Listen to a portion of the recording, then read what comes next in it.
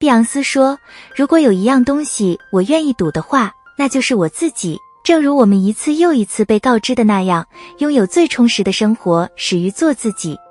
爱自己意味着每一天都把赌注压在自己身上。爱自己真正重要的是什么？难道生活中就不能没有那些令人感动的模糊的自恋吗？根据心理学教授汉斯·克里什纳博士及其同事撰写的一项研究，爱自己可以叫停威胁反应，让身体处于安全和放松的感觉中，这是恢复和治愈所必须的。克里斯蒂安内夫博士及其同事的研究还表明，爱自己的人较少出现抑郁症状。想知道什么迹象表明一个人爱自己吗？让我们一起深入研究其中的一些迹象吧。要温柔。你怎么可以这么笨？你就是个失败者。最后一次对朋友，甚至是对陌生人说这些话，是什么时候？根据心理学研究员克里斯汀·内夫博士的说法，善良是当一个人爱自己，而不是辱骂自己时，我们自然而然地给予我们关心的人的东西。当有小伙伴闯祸了，扮演一个富有同情心的朋友的角色，善待他人，也善待自己，表扬自己，拍拍自己的背，脑海中那些消极的想法将被积极的肯定取代。相信自己很聪明，不是一个失败者。认可。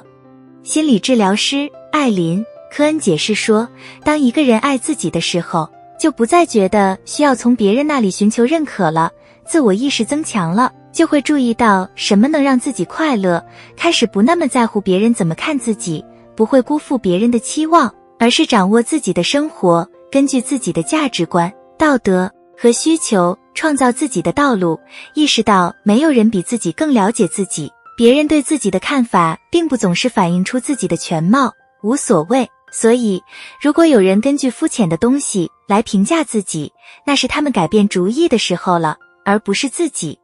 情绪。根据心理治疗师约翰·阿马迪奥的说法，自爱的人对他们内心产生的情绪是温和的。当一个人爱自己的时候，就会明白，有时感到悲伤、不安和害怕是很自然的。不要把闹情绪看作是软弱的标志，要把它看作是力量的象征，和自己的情绪接触，在人生旅途中让他们成为友好的盟友，而不是敌人。可能会开始发现，带着自我意识和好奇心接近自己的情绪时，自己的情绪在试图传达的信息。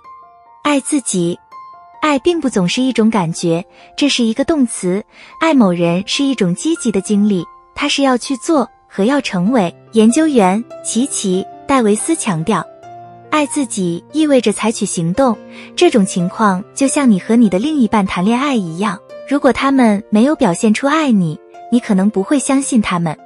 因此，爱自己意味着向自己证明自己爱自己，可以犒赏自己最喜欢的一顿饭，花时间做自己的爱好，或者站起来反抗黑恶势力。基本上，任何让你自我感觉良好的行为都是如此。感恩。大家会经常听到有人说，应该感激一份工作、一个重要的人，或者自己拥有的东西吗？当然，在生活中拥有了特定的财产和支持自己的人是很棒的，但根据研究员琪琪·戴维斯的说法，把感激转向自己的内心时，就和自己有了更有爱的关系。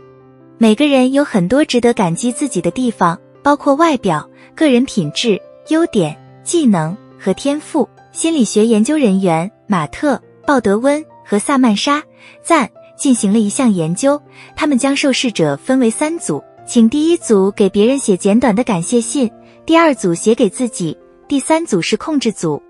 他们写下自己经历过的积极经历，经过初步的分析发现，自我导向型感恩组会有更多的救赎感，他们认为自己是道德高尚的人。宽仁之心。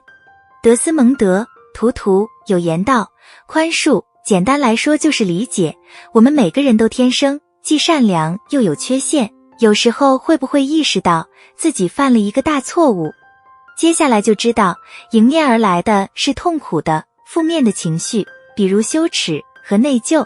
当一个人爱自己的时候，会意识到自己只是个普通人，有时候会说一些自己不想说的话，做出错误的判断，做一些不符合自己道德标准的事，心理学研究人员莉迪亚·伍迪亚特和他的同事解释说，自我宽恕可以摆脱负面情绪，培养对自己的同情、爱和善良，原谅自己，并继续向前，从错误中吸取教训，过更充实的生活是很重要的。有时候，爱自己并不是立即发生的，这是一段旅程，然而，这是值得为之奋斗的。它始于对自己与自己的关系的关注。